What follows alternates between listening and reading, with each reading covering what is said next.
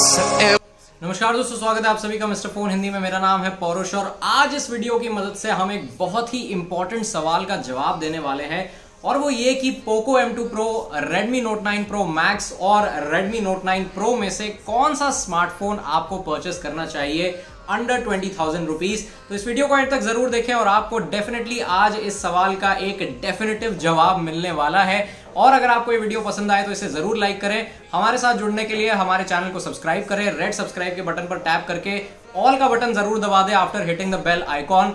तो चलिए अब शुरू करते हैं हम इस कंपैरिजन को।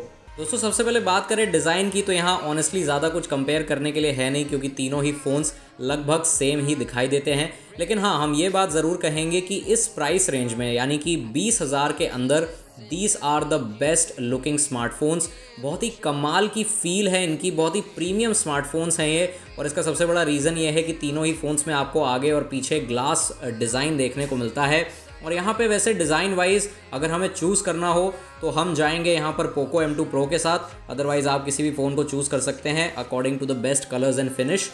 यहाँ पे हमें पर्सनली सबसे अच्छा लगता है पोको M2 Pro क्योंकि यहाँ पर आपको एक 2 टोन डिज़ाइन मिलता है इस फ़ोन में।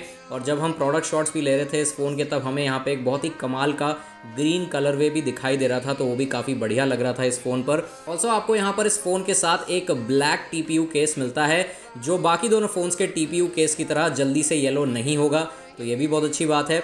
तीनों ही फ़ोन्स में आपको साइड माउंटेड फिंगरप्रिंट सेंसर मिलते हैं। तीनों ही फ़ोन्स में आपको फेस रिकग्निशन का फीचर मिलता है और हर एक फ़ोन बहुत बढ़िया तरीके से काम करता है when it comes to these security features. यहाँ पर पोको M2 Pro और बाकी दोनों रेडमी फ़ोन्स में सारे सेंसर्स आपको मिलेंगे, चाहे वो इलेक्ट्रॉनिक कंपस हो या प्रॉक्सिमिटी सेंसर्स हो। सारे सेंसर्स इन तीनों फ़ोन्स में मौजूद हैं और तीनों ही फ़ोन्स में आपको LED नोटिफिकेशन लाइट भी मिलेगी, तो ये भी बहुत बढ़िया बात है। दोस्तों आगे बढ़ते हैं डिस्प्ले की तरफ। तो यहाँ एक बार फिर चीज़ें काफ़ी सेम हैं, इनफैक्ट एग्जैक्टली सेम है क्योंकि 6.67 इंच की full HD plus LCD display आपको तीनों ही फ़ोन्स पर मिलती हैं।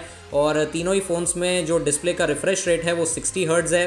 तीनों ही फ़ोन्स के डिस्प्ले में आपको centrally aligned punch hole notch देखने को मिलेगी। तीनों फ़ोन्स में आपको वाइड वाइन L1 का सर्टिफिकेशन मिलता है और जो टच सैम्पलिंग रेट है वो भी सेम है तीनों फ़ोन्स का। यहाँ पे तीनों फ़ोन्स के डिस्प्ले में सिर्फ इकलौता डिफरेंस ये है कि पोको M2 Pro का डिस्प्ले थोड़ी सी कूल टोन्स को प्रेफर करता है, जबकि बाकी दोनों रेडमी स्मार्टफोन्स वार्म टोन्स को प्रेफर करते हैं।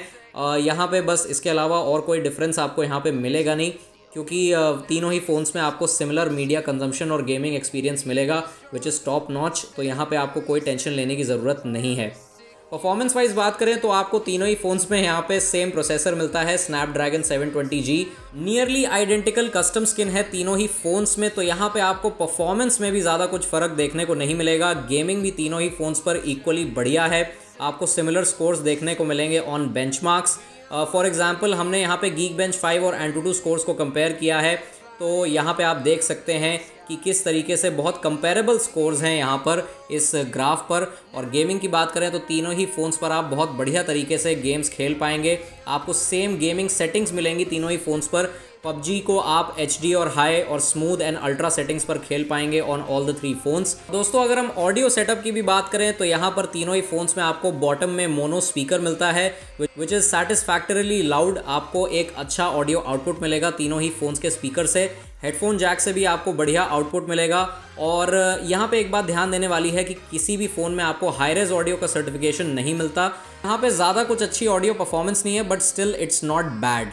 यहाँ पे हमने एक चीज़ नोटिस करी है कि कॉल क्वालिटी के मामले में सबसे क्लियर कॉलिंग एक्सपीरियंस है हमारा पोको M2 Pro में। और इनफैक्ट हमें इस फ़ोन पर सबसे बढ़िया डाउनलोड स्पीड्स भी मिली। फर्स्ट नंबर पे आया Poco M2 Pro, second number पे आया Redmi Note 9 Pro और थर्ड नंबर पे आया Redmi Note 9 Pro Max। दोस्तों इन तीनों स्मार्टफोन्स के बीच में जो सबसे बड़ा डिफरेंस है वो है सॉफ्टवेयर का। आपको वैसे तो तीनों ही फ़ोन्स पर Android 10 मिल रहा है विद MIUI 11, लेकिन पोको M2 Pro में आपको पोको लॉन्चर मिलेगा और किसी भी तरह के एड्स यहाँ पे आपको नहीं मिलेंगे। कंपनी ऐसा क्लेम करती है और कंपनी का क्लेम फिलहाल सही साबित हुआ है। लेकिन यहाँ पे आपको ऑलमोस्ट सेम ब्लोटवेयर मिलेगा जो आपको रेडमी के फ़ोन्स में मिलता है, लेकिन नोटिफिकेशंस में हमें किसी भी तरह के एड्स देखने को नहीं मिलते, तो ये बहुत अच्छी बात है। Redmi Note 9 Pro और Note 9 Pro Max में आपको रेकमेंडेड ऐप या फिर न्यूज़ आर्टिकल्स देखने को मिलेंगे ऑन द नोटिफिकेशन ट्रे। तीनों ही फ़ोन्स के लिए हम ये कह सकते हैं कि आपको इनमें से ब्लोटवेयर को रिमूव करना होगा और कुछ सिस्टम ऐप्स को भी डिसेबल करना होगा क्योंकि उन्हें आप अनइंस्टॉल नहीं कर सकते। सिक्योरिटी की बात करें तो पोको M2 Pro और Redmi Note 9 Pro में जून का सिक्योरिटी पैच है, जबकि Redmi Note 9 Pro Max में फ़िलहाल अप्रैल का सिक्योरिटी पैच है और हम उम्मीद कर रहे हैं कि जल्द ही इसे अपडेटेड सिक्योरिटी पैच मिल जाएगा। जो दूसरा बड़ा डिफरेंस है तीनों फ़ोन्स में वो ये कि unlike the Poco M2 Pro, Redmi Note 9 Pro और Note 9 Pro Max में आपको ऐप ड्रॉअर नहीं मिलती। ये बात हमने आपसे पहले भी कही। एक अपडेट आ रही है इन दोनों फ़ोन्स के लिए, बट यहाँ पे तब तक आपको फ़िलहाल एक थर्ड पार्टी लॉन्चर को ही यूज़ करना पड़ेगा to access an app tray. तीनों फ़ोन्स की बैटरी लाइफ की बात करें तो यहाँ पे भी आपको लगभग सेम एक्सपीरियंस मिलेगा। तीनों ही फ़ोन्स पे 5000 mAh की बैटरी है, लेकिन यहाँ पे जो स्लोएस्ट चार्जिंग स्पीड है वो है Redmi Note 9 Pro की, जिसमें आपको 18 वाट का चार्जर मिलता है, जबकि पोको M2 Pro और Redmi Note 9 Pro Max में आपको 33 वाट का चार्जर मिलता है। तो पोको M2 Pro और Note 9 Pro Max आपके 1.5 घंटे में चार्ज हो जाएंगे, लेकिन Note 9 Pro में आपको थोड़ा सा वेट करना पड़ेगा। तो दोस्तों अगर कैमरास के बारे में बात करें तो यहाँ पे आपको Redmi Note 9 Pro और पोको M2 Pro में 48 मेगापिक्सल का क्वाड कैमरा सेटअप मिलता है, लेकिन Note 9 Pro Max में आपको 64 मेगापिक्सल का मेन सेंसर मिलता है। अदरवाइज जो ऑक्सिलरी कैमराज हैं वो तीनों ही फोन्स में सेम है, यानी कि तीनों फोन्स में आपको 8 मेगापिक्सल का अल्ट्रा वाइड, 5 मेगापिक्सल का मैक्रो और 5 मेगापिक्सल का डेप्थ सेंसर मिलेगा। सेल्फीज की बात करें तो Note 9 Pro Max में आपको 32 मेगापिक्सल का सेल्फी कैमरा मिलता है, जबकि बाकी दोनों फोन्स में आपको 16 मेगापिक्सल का सेल्फी कैमरा मिलेगा। दोस्तों Note 9 Pro और पोको M2 Pro में आपको आइडेंटिकल रिजल्ट्स मिलेंगे। ज़्यादा कुछ खास डिफरेंसेस नहीं है इन दोनों फ़ोन्स की इमेज क्वालिटी में। सिर्फ एक डिफरेंस हमने यहाँ नोटिस किया और वो ये कि Redmi Note 9 Pro वाली इमेजेस में आपको बहुत हल्का सा ओवर सैचुरेशन देखने को मिलेगा। ये एक अच्छा एग्जाम्पल है फॉर अ बेटर अंडरस्टैंडिंग। अगर आप सब्जेक्ट की तरफ जूम करें या फिर फ्लावर पॉट्स को देखें या फिर बैकग्राउंड में रखे प्लांट्स को देखें तो आपको ब्राउन और ग्रीन्स थोड़े से बूस्टेड दिखाई देंगे। और अगर इन इमेजेस को आप Redmi Note 9 Pro Max से कंपेयर करेंगे तो आपको पता चलेगा कि Note 9 Pro Max में सबसे ड्रामेटिक रिजल्ट्स हैं, क्योंकि यहाँ पर ग्रीन और रेड कलर को काफ़ी ज़्यादा बूस्ट किया गया है। लेकिन क्लोज क्रॉप में ये कैमरा बाकी दोनों फ़ोन्स के कंपैरिजन में बेटर डिटेल्स कैप्चर करता है। हाउएवर इस अगले कंपैरिजन से आप देख सकते हैं कि इन तीनों ही फ़ोन्स में आपको सेम डायनामिक रेंज मिलेगी। हाई रेजोल्यूशन शॉट्स की बात करें तो यहाँ पर भी आपको सिमिलर रिजल्ट्स मिलेंगे। Redmi Note 9 Pro और पोको M2 Pro के सैम्पल्स में कोई डिफरेंस नहीं है, लेकिन Note 9 Pro Max वाले सैम्पल्स में आपको बेटर डिटेल्स मिलेंगी।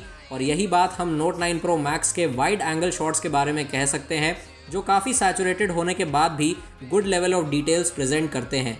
सेल्फीज़ की बात करें तो Note 9 Pro और पोको M2 Pro में कोई भी डिफरेंस नहीं है, लेकिन Note 9 Pro Max की 32 मेगापिक्सल वाली सेल्फी में आपको कमाल की डिटेल्स मिलेंगी।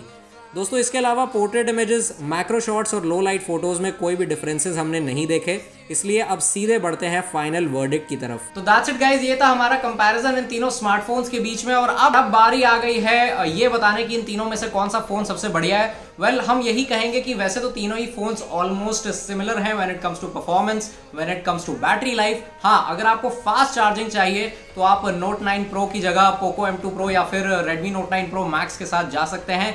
लेकिन अगर तीनों में से आपको सबसे बढ़िया कैमरा स्मार्टफोन चाहिए तो आप जा सकते हैं Redmi Note 9 Pro Max के साथ। दोस्तों आप कमेंट्स में हमें जरूर बताएं कि इन तीनों में से आप कौन सा स्मार्टफोन प्रेफर करेंगे, क्योंकि फॉर द प्राइस तीनों ही फोन्स काफी बढ़िया हैं, लेकिन आप कौन से फोन के साथ जाएंगे ये हमें कमेंट्स में जरूर बताएं। इस वीडियो को लाइक करें, शेयर करें, मिस्टर फोन हिंदी के यूट्यूब चैनल को सब्सक्राइब करना ना भूलें, बेल आइकन पर टैप कर दें और हम आपसे मिलेंगे बहुत जल्द एक नई वीडियो के साथ। तब तक के लिए धन्यवाद।